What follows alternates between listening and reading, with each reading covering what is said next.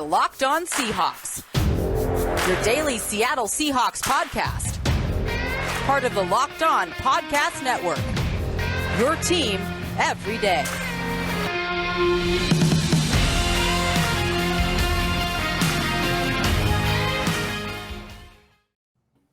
Greetings, 12s. This is Corbin Smith, your host for Locked On Seahawks, reporting live from Landover, Maryland. Seahawks getting ready to face the Washington football team at FedEx Field on Monday Night Football. Glad to be joined, as always, by my co-host in crime, Rob Rang. It's that rare Monday night game. The Seahawks have actually had two of them this year, so we've got a show on game day, something we typically don't get to do. And since last week we had Thanksgiving and the holiday kind of threw everything out of whack, we are going to have a special edition Matchup Monday. We're going to be breaking down all the key matchups to watch as the Seahawks face Washington in a must-win game for both teams in prime time.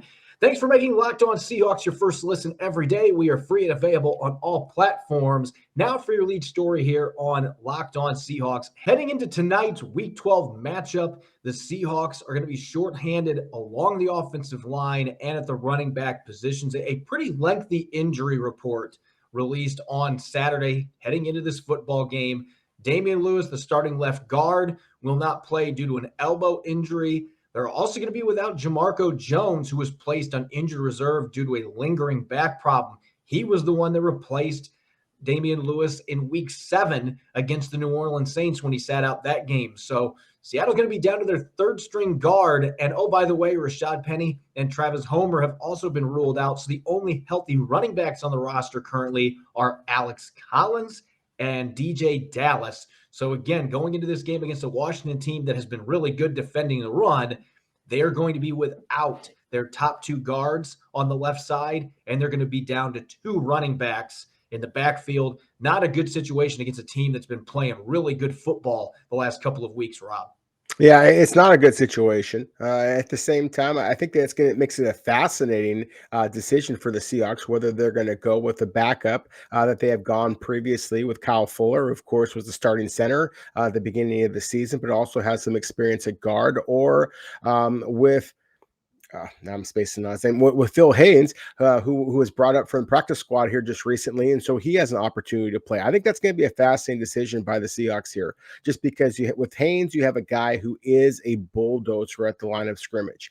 He has had his questions about whether or not that he is going to be able to play quite as well in pass protection, not quite as light on his feet as Kyle Fuller may be, and certainly some of Seattle's other interior offensive linemen, but he can move bodies at the line of scrimmage, and that might be what Seattle is looking to do. I was a really big fan of Phil Haynes when he was drafted at Wake Forest a couple of years ago. I was surprised that he has not made more of an impact. So to me, that's going to be one of the real big decisions that Seattle has to make heading into this game. And then you mentioned the running back position, Corbin. Now, we talked about the fact that Rashad Penny is not going to be available, that Travis Homer is not going to be available, and most importantly, that Chris Carson is not going to be available. But at the same time, obviously, Alex Collins has been the bell cow running back for the Seahawks so far this season. The fact that he is trending in the positive direction at this point, I think that is obviously the good news for Seattle at this point. Collins was limited at practice this week. He has been dealing with a groin injury for close to a month, but he is going to be your starter. I thought DJ Dallas played really well last week late in the game. He did score the only touchdown for the Seahawks in their loss against the Cardinals, but really the wild card, when we're looking at the running back position, you only have two healthy bodies. And as of this time, the Seahawks have yet to announce that Josh Johnson has been elevated from the practice squad, but there's been rumors going around that Rashad Penny could be done for the season. Pete Carroll hinted at that on Saturday, didn't confirm. Jamarco Jones is the only one that's been placed in injured reserve at this point. But if Rashad Penny's hamstring injury is going to be a multi-week injury, they don't really have the luxury of holding him on the roster at this point. So I would anticipate he's going to go on injured reserve. If not this week, it's going to be next week. Josh Johnson, the undrafted rookie out of Louisiana Monroe, is yet to make his NFL debut. I'm expecting he is going to play in this game. This is a kid that you and I were both really excited about when the team signed him a couple days after the draft. 2 years ago, had almost 1,300 rushing yards for the Warhawks, finished 13th in the nation in rushing yards first team all Sun Belt. If he would have declared for the draft then, I think he goes at some point on day 3. Had a rough senior season with injuries, contracted COVID, only played in 8 games. Yards per carry dropped to 3.6. But this is a really good back that runs with power, 5'9", 208 pounds, short, kind of squatty back that can bulldoze people, surprisingly nimble in space. And he's got underrated hands as a receiver, too. He made some really nice catches in training camp, caught all 4 targets in the preseason. So I would think Josh Johnson's the one that benefits the most if Rashad Penny's out for the rest of the season. Travis Homer, we don't know how long he's going to be out with the calf issue that's going to knock him out at least for this week. So this is a great opportunity for Josh Johnson along with DJ Dallas. Those 2 backs have a chance to really carve out a role for themselves in 2022. This is an audition not just to help this team win football games right now, but position themselves to be in the discussion as one of the top backs for Seattle next season. Because who knows if Chris Carson's going to be able to play. Rashad Penny's a free agent, hasn't been healthy. Seems unlikely at best that he's going to be back. So this is a great chance for him. Maybe B.J. Emmons, who they just re-signed to the practice squad, maybe he gets promoted as well. They're just really shorthanded at that position. But I think Josh Johnson's the one that could really benefit from this. And it's a great chance for Phil Haynes, too. He's had a bunch of injuries his first couple years in the league. That's kept him from getting into the lineup. When he did play in that playoff game against the Packers 2 years ago, though, Rob, I thought he played really well in the second half. So this could be a chance for him. We'll see if he's the starter or Kyle Fuller is. But when the door opens, you got to take advantage of those opportunities. Seattle's certainly not going to be using injuries as an excuse. But as we'll talk about later in the show, missing those 2 guards on the left side, that's probably the biggest deal coming out of this injury report heading into this game. Well, I think that it certainly is the biggest deal from the Seattle perspective. But switching over to Washington, it's not like the Seahawks are the only team in the NFL, of course, who have struggled with injuries. Washington, of course, lost 2 former first-round picks, including number 2 overall in Chase Young to a torn ACL. Another one, Montez Sweat, who I know the Seahawks were very high on a couple of years ago, pass rusher at Mississippi State. He also was out for this football game. So Washington has a defense that was really, really expected to be one of the true great units in all of the NFL a year ago. And they come in limping into this game. And it's not just on the defensive line, it's on the offensive line as well. One of the rookies that has played very well for Washington at the right tackle position, Samuel Cosme, he's already been ruled out of this game, as well as Washington's starting center, Tyler Larson. So again, this is kind of one of those games of attrition here on Monday Night Football. Tyler Larson, Samuel Cosme, both 2 of Washington's starting 5 offensive linemen going to be out of this game. Of course, they have the backup quarterback and Tyler Henneke, who's going to be starting. So this is one of those games where it's going to be who wants it the most, who has the greater depth, and that's one of the reasons why I think that Seattle actually has a really good chance of actually pulling out this victory on Monday Night Football, where, of course, Pete Carroll and the Seahawks have had so much success in primetime games in the recent years.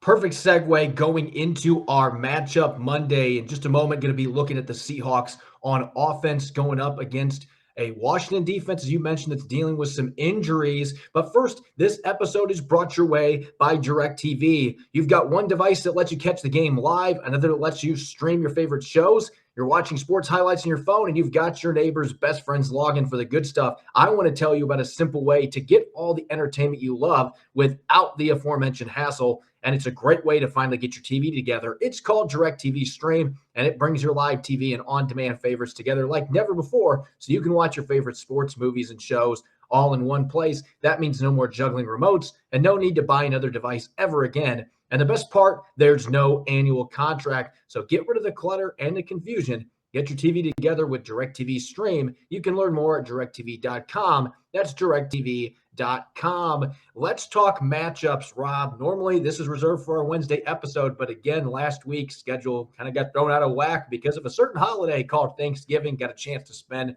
some time with our families. Hope all of our listeners were able to do that as well, recharge a little bit. So we're going to be breaking down our matchups here on game day. Let's look at the Seahawks on offense going up against Washington on defense. I think we have to start based on the injury report here.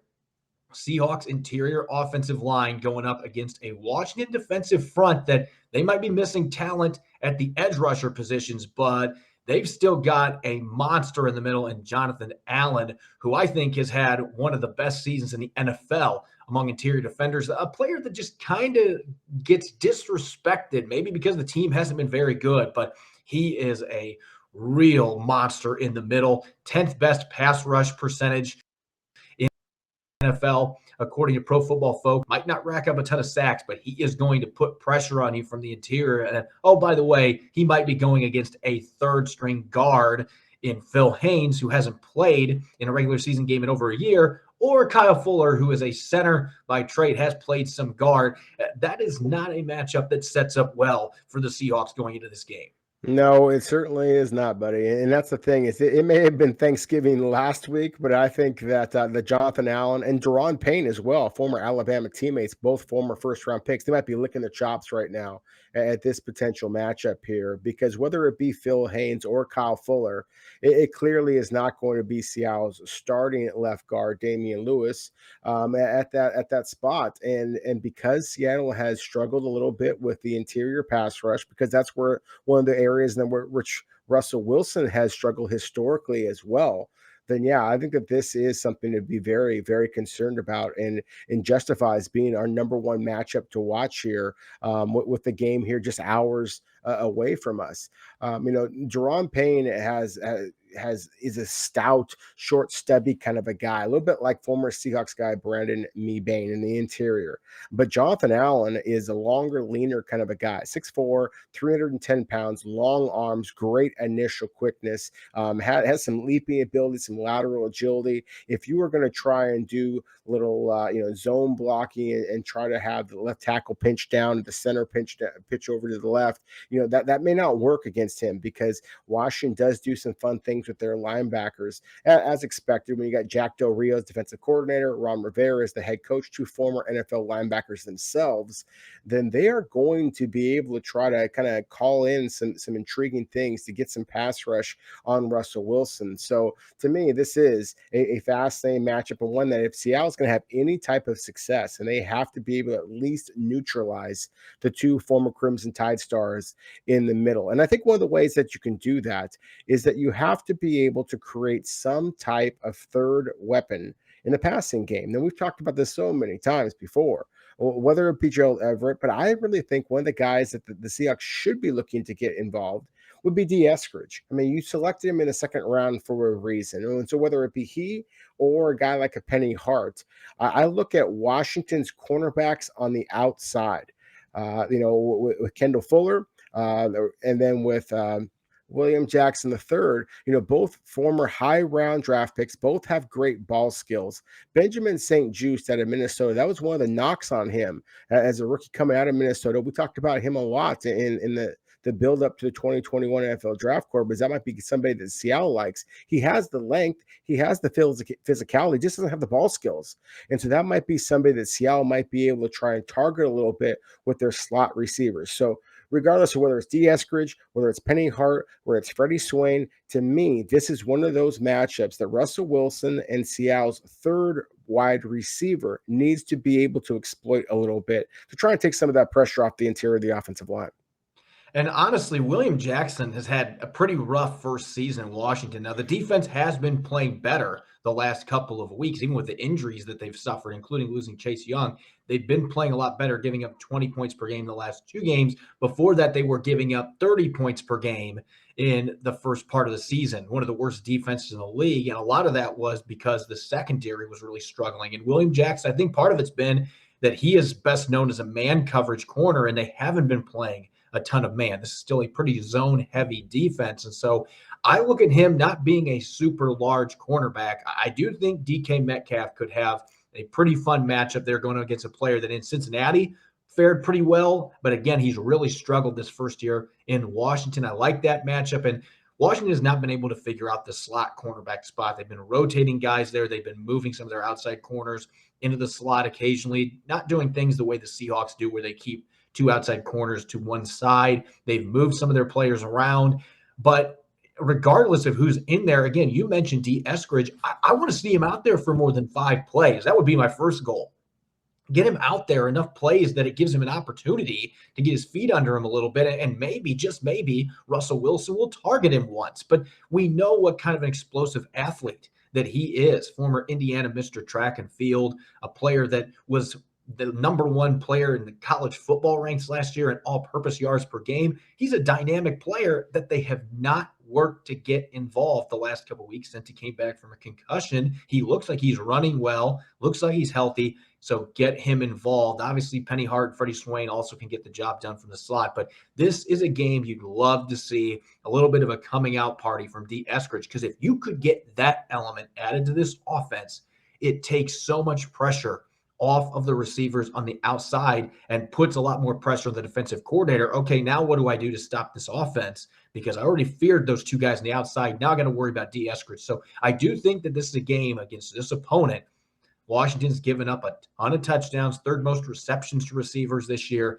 This is an opponent that is primed to give up big yardage, and I like a speedy player like D. Eskridge against the slot options that Washington presents. Now, one last matchup that I think is going to be an intriguing one in this game. I wrote an article about it yesterday. Gerald Everett actually has gotten more targets the last 2 games, 12 targets total against the Packers and the Cardinals. So it does look like the Seahawks are making a more conscious effort to get the football to him. And I think this could be a game where he has quite a bit of success too, especially if you can get that 3rd receiver involved like D. Eskridge. I like the matchups, especially if he's going against Landon Collins, who as a strong safety has been playing more like a linebacker this year, not as fleet of foot as he was coming into the NFL. He's had some injuries. The linebackers, there's some athletes there. They've had their share of issues, though, in coverage on and off this year. Washington, middle of the pack for receptions, getting up to tight ends. It just feels like this could be a game where Gerald Everett, we've seen him get more opportunities the last 2 games. I think Seattle's going to continue to do that, mix in more 12 personnel with 2 tight end sets. You could maybe include Will Dissly in here, too. He just has to stop dropping the ball. He's had issues with drops the last couple games, but especially Gerald Everett going up against Landon Collins, maybe Cameron Curl as well, a player that has been impressive as a late-round pick for them, but he's also had his share of mishaps in coverage. I like that matchup. If Russell Wilson needs to get the ball out quickly, Gerald Everett can be that safety valve that he just hasn't consistently gone to. He needs to change that if they want to get this offense rolling. I 100% agree with you. I mean, I think that Landon Collins is a good football player, but he is one of those kind of tweeners. That's kind of a safety, kind of a linebacker, doesn't have great speed. Same thing with Cameron Curl, frankly. They are both traditional, strong safety types. I don't know if there's a true free safety on Washington's roster. It's one of the reasons why I 100% agree that if Russell Wilson gets time in the pocket, he might be able to take advantage of some deep ball opportunities to a DK Metcalf, to a Tyler Lockett. I just have seen no evidence that Seattle is going to be able to protect Russell Wilson, and he's going to have the accuracy enough to throw the ball deep down the field with any type of consistency here. So, yeah, regardless of how they do it, I do think that Washington safeties are something that you can take full advantage of. So as we just talked about before, whether it be the slot receivers, whether it be the tight end, and hey, believe me, I am all in on trying to establish Gerald Everett. I think that he's been Seattle's best football player for much of or at least on the offensive side of the ball, for much of this season, and certainly over the last couple of weeks. I mean, he has just been a beast after once he gets the ball in his hands. So therefore, get the ball in his hands as many times as you possibly can. I think that he is looking for a splash performance on Monday Night Football with that national audience. But at the same time, regardless of how you do it, I do think that Washington safeties is something you can take advantage of. It's on the Seahawks to be able to do that exactly. We're going to look now at the Seahawks on defense going up against a Washington offense that's been surging as of late. But first, it's Cyber Monday, the best Monday of the year. And Built.com is the place to aim your mouse. Get at least 20% off everything delicious and healthy. That's 20% off site-wide. And there are even bigger discounts on Built Boost, Broth, and Built Swag. They've got a new Built Bar flavor that has landed just in time for Cyber Monday. Caramel Almond Delight, and it delivers everything it promises. Caramelized chocolate, check. Almonds, check. Delightful double check. Be sure to get yours before they're gone. 150 calories, 17 grams of protein. And this season, maybe you're craving white chocolate. I love white chocolate. The Built Bars with white chocolate are fantastic. For a limited time, get a special new Built Bar Puffs flavor, white chocolate cheesecake, the yummy protein treat filled with marshmallowy center, covered in white chocolate, 140 calories, 17 grams of protein. 'Tis the season to save and give your taste buds the gift of Built Bar. Get to built.com for these incredible tasting new bars and 20% off everything. I repeat, everything. Head to built.com and enter the code LOCKED20 before it's too late. Corbin, we just enjoyed my favorite holiday of the year, Thanksgiving, which means plenty of food and football, and nothing goes better with those two things than betting. Bet Online has you covered all holiday season, more props, odds, and lines than ever before. Bet Online remains your number one spot for all the sports action this Thanksgiving and holiday season. So head to their new updated desktop or mobile website to sign up today and receive your 50% welcome bonus with the promo code Locked On to receive your bonus. And it's not just football. Bet Online has pro and college, NHL, boxing, UFC, even your favorite Vegas casino games. Don't wait to take advantage of all the amazing offers available for the 2021 season. Bet Online is the fastest and easiest way to bet on all of your favorite sports. Bet Online, we're stuffed with deals this Thanksgiving and holiday season. Let's look at the Seahawks on defense here for matchup Monday, going up against a Washington football team offense that's been playing much better as of late. And the big reason why Taylor Heinicke is playing the best football of his young NFL career high 3 touchdown passes last week in a win over Carolina. And that's a defense, Carolina, that's been pretty good this year. They haven't been helped by the fact their offense has been atrocious, but that defense has a lot of really good players, particularly on the front line that can get after the quarterback. And yet Heinicke had a very efficient 3 touchdown performance the week before. Outdueled Tom Brady, played really well in that football game, completing more than 80% of his passes. So this is an offense that feels like it's starting to find some traction, and the defense has been playing better. So this is going to be a tougher challenge than maybe the Seahawks anticipated a few weeks ago, going up against an offense that seems to be finding its footing. As far as matchups are concerned, I think we got to start with the one that really gave the Seahawks fits last year, and that was actually tight end Logan Thomas, a former college quarterback. Had 13 receptions for over 100 yards last year. Seattle won the game, but he was a real problem. We know the Seahawks have still had some issues this year with tight ends. Jamal Adams is likely going to be the one that is tasked with defending him for most of the game. And Adams has played a lot better in coverage the last several weeks. But even last week, the Cardinals were able to get some big plays to Zach Ertz. Jamal Adams is in coverage on a few of those plays. So I anticipate Washington is going to try to replicate what Arizona did with Zach Ertz to Logan Thomas, who's a really athletic tight end, can win down the seam, has a big body, can break tackles. I expect they're going to look at that film last week, and Scott Turner, the offensive coordinator, is going to say, you know what, my quarterback is playing really well. I'm going to keep playing with that house money. Let's get my tight end, who's been injured but now is healthy. Let's get him involved in the passing game and help open things up for our receivers on the outside.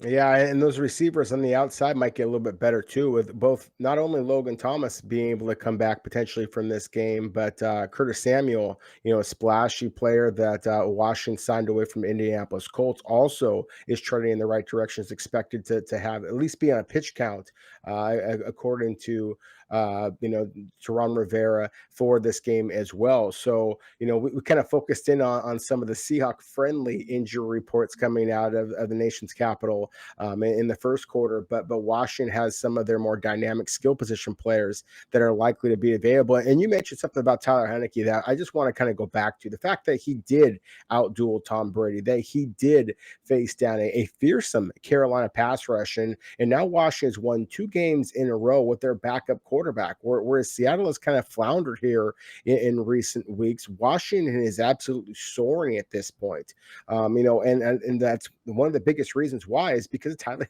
Taylor Heinicke. And I did not anticipate that would be, the storyline going into this game. But I think that he deserves top billing here.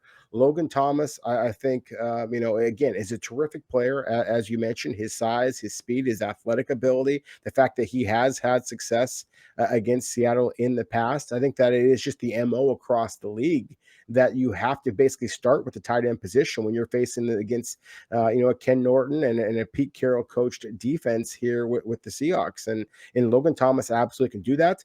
But a big reason why I think that he can do that is because Taylor Heinicke is a very quick mind at the line of scrimmage. He is able to read defenses. He has a quick trigger. He doesn't have an elite arm, but at the same time, neither did Colt McCoy. And that didn't stop the Arizona Cardinals from basically befuddling Seattle's defense all week long, or all game long a week ago. So, yeah, to me, that is a matchup that Seattle has to do whatever they possibly can to be able to slow down the quick passing game that Washington uses. Logan Thomas being a big part of that, but Washington has a lot of other options in the receiving game as well. They do. Terry McLaurin, I think, is the best skill player that they have, and he's going to be a problem for whoever's across from him. Could include that on the matchups, but I'm more scared actually going into this game at this point. Now that we know that DJ Reed is going to be able to play, that helps the secondary for Seattle. Still have to be worried about trying to defend the running backs out of the backfield because Washington's got a couple of backs that can do a lot of damage. I know the Seahawks have struggled mightily against screens, but they've just struggled against running backs in general, even designed routes out of the backfield. They have not been able to cover running backs consistently, and teams have been able to pick up big chunks of yardage. Even James Conner had several big catches last week for the Cardinals. So the linebackers, Jordyn Brooks, Bobby Wagner, again, keep saying this week after week, the onus is falling on you.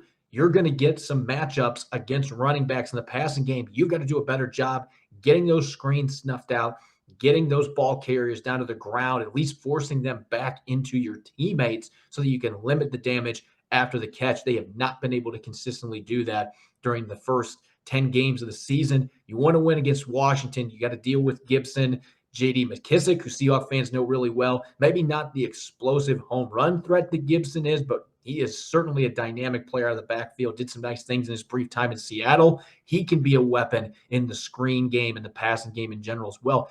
If you don't bottle those two players up and Logan Thomas is making the big catches in the middle of the field, Washington may not need a big game from Terry McLaurin or Curtis Samuel. They'll be able to move the ball up and down the field by dinking and dunking to running backs and tight ends, which has been the recipe for success. Even when Seattle's defense has played better in the last 4 or 5 games, teams have still been able to do that. So got to figure out a way to stop those plays, or it could be another long night given the personnel that Washington has.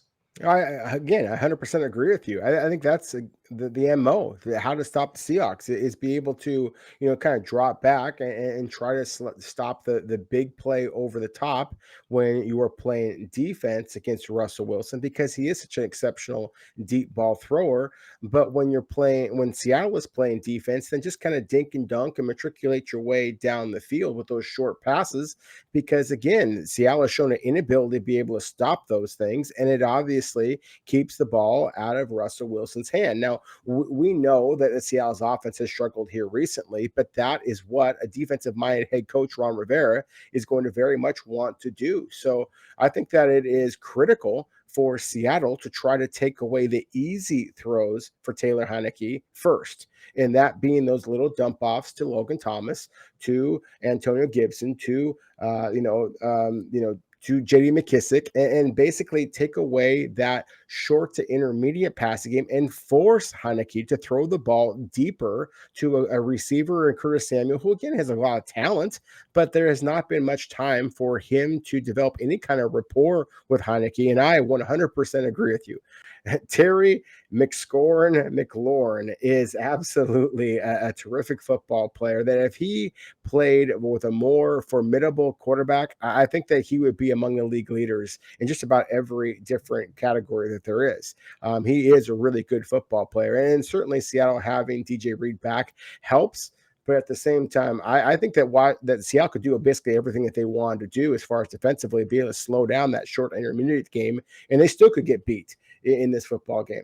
Washington's playing really good football right now. But at the same time, to me, that is the number one thing you have to do is to kind of slow down the easy gains that the offenses have been able to get against Seattle's defense here recently. Now, again, one of the things as a positive for Seattle, we talked about this earlier, is that the fact that Washington does have some injury concerns along the offensive line of scrimmage. And so one of the areas I think that Seattle has had some success, we've seen it with guys like Al Woods as well, and some of the other big guys in the middle have been able to get some pass rush when Seattle's gone up against offensive lines that have had some injuries at center, at guard. And I think that could be the case here. Brian Monet might be able to duplicate the 1.5 sacks he had, a week ago.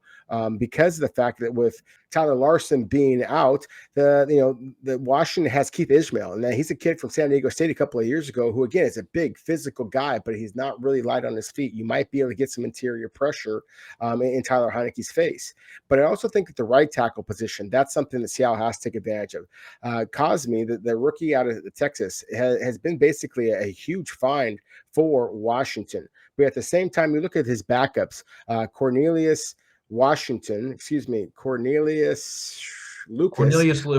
Yeah, Cornelius Lucas is 6'8", 340 pounds. I mean, this is a big, big man. He doesn't have the agility that Seattle should be able to match up against him in terms of a pass rush. And then behind him, Sadiq Charles, a fourth-round pick out of LSU a couple of years ago. He does have light feet, but at the same time, he was always known at LSU for being one of those guys you can kind of get into his head a little bit. And so, again, I think that right tackle position, Charles Leno being the tackle on the left side, the tackle position might be something that Seattle might be able to take advantage of. Obviously, they're playing on the road. You're not going to have the advantage of the fans. But at the same time, I have been waiting to see Seattle's pass rush, as talented as they are, be able to take over a football game. This might be a game that Seattle defense might be able to do exactly that. I think the tackle position is where Seattle's going to have to be able to win their ends going up against backups on the right side, whether it's Charles, whether it's Lucas. You have to take advantage of that. Those are two players that are suspect in pass protection.